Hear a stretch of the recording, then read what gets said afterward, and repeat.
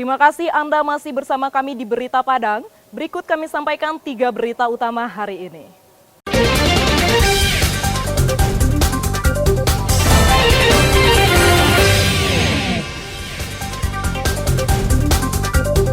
Tujuh remaja mendaki Gunung Marapi tanpa izin. BKSDA Sumbar beri sanksi. Seorang pemuda mencuri sepeda motor dan menyembunyikannya di semak-semak yang ditutupi tanah berlumpur. Sopir diduga mengantuk, mobil minibus terjun ke sungai.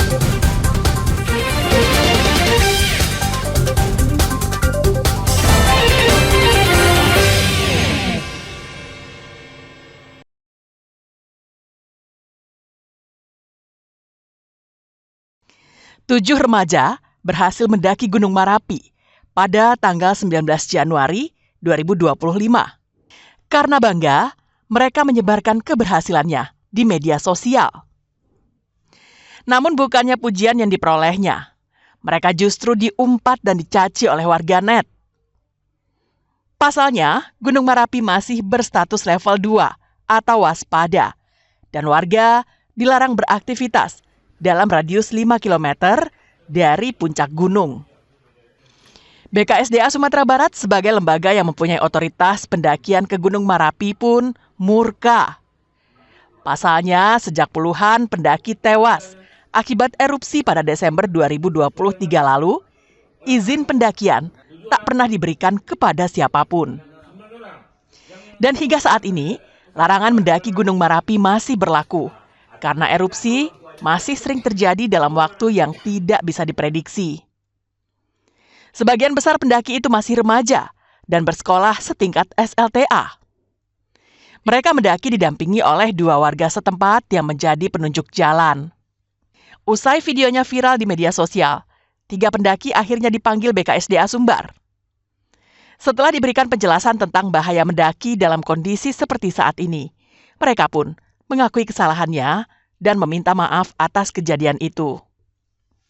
Para pendaki Gunung Merapi yang sempat viral di media sosial beberapa hari yang lalu mengakui kesalahan yang kami lakukan karena telah melakukan pendakian secara ilegal ke Gunung Merapi. Pada kesempatan ini, kami meminta maaf kepada BKSDA Sumbar, masyarakat, pecinta alam, serta pendaki gunung dan pihak terkait, serta menyesali perbuatan yang telah kami lakukan. Mereka bertiga disanksi tidak boleh mendaki gunung di Sumatera Barat selama 1 tahun. Sementara itu, pihak BKSDA Sumbar masih menunggu 4 pendaki lainnya untuk dimintai keterangan oleh petugas dalam waktu 3 kali 24 jam. 3 dari 7 para pendaki telah mendatangi kantor kami, diantaranya yaitu SPP, FA, dan RFA. Mereka adalah warga Pariaman, warga Padang, dan warga Tanah Datar. Mereka mengakui bahwa telah menaiki Gunung Marapi pada tanggal 19 Januari 2025 dan mereka mendaki sampai ke Tugu Abel diantar oleh warga tempatan atas nama Roni dan Karim. Jika keempat orang pendaki lain tidak datang untuk memberikan klarifikasi, maka pihak BKSDA Sumbar akan menjatuhkan sanksi kepada 4 orang yang telah diketahui identitasnya itu, yakni mereka tidak diizinkan mendaki semua gunung di Sumatera Barat selama-lamanya. Alfi melaporkan dari Padang.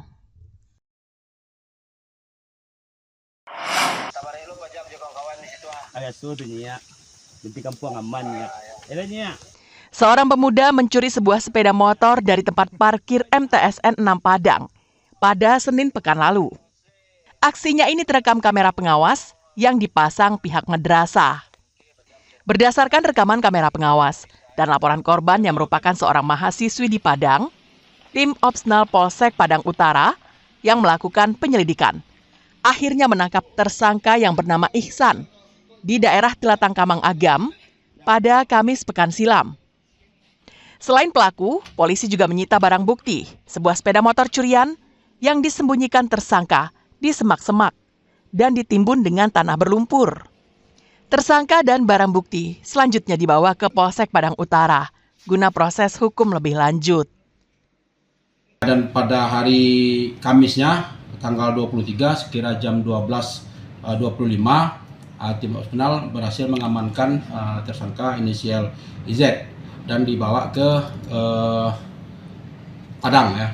Padang setelah pengembangan diinterogasi baru diakuinya bahwasanya barang bukti itu 1 unit sepeda motor Honda Beat warna hitam masih sama dia, belum dilepas.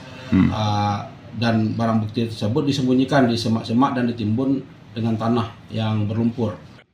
Atas perbuatannya, tersangka dijerat dengan pasal 363 KUHP tentang pencurian dengan pemberatan dengan ancaman hukuman maksimal 7 tahun penjara. Alfi melaporkan dari Padang. Langsung sampai ke pin. Ya.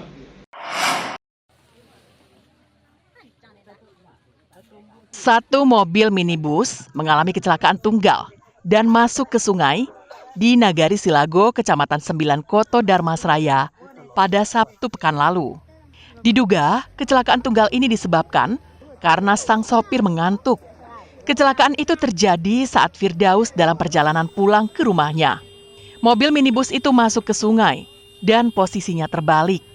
Beruntung saat peristiwa itu terjadi, debit air di Sungai Silago dalam kondisi normal dengan kedalaman maksimal sekitar 2 meter.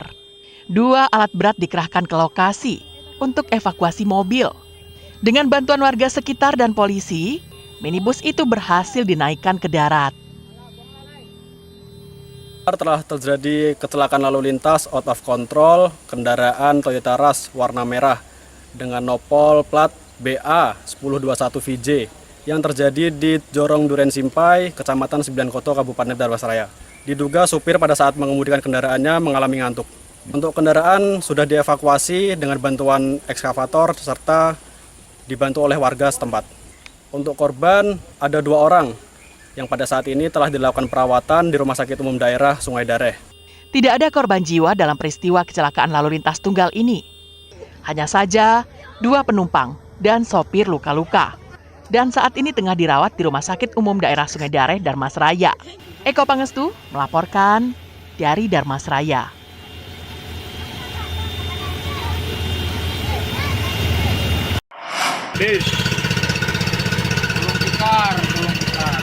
Petani ikan keramba jaring apung di kawasan Danau Maninjau, Nagari Bayur, Kecamatan Tanjung Raya Agam, merugi hingga miliaran rupiah.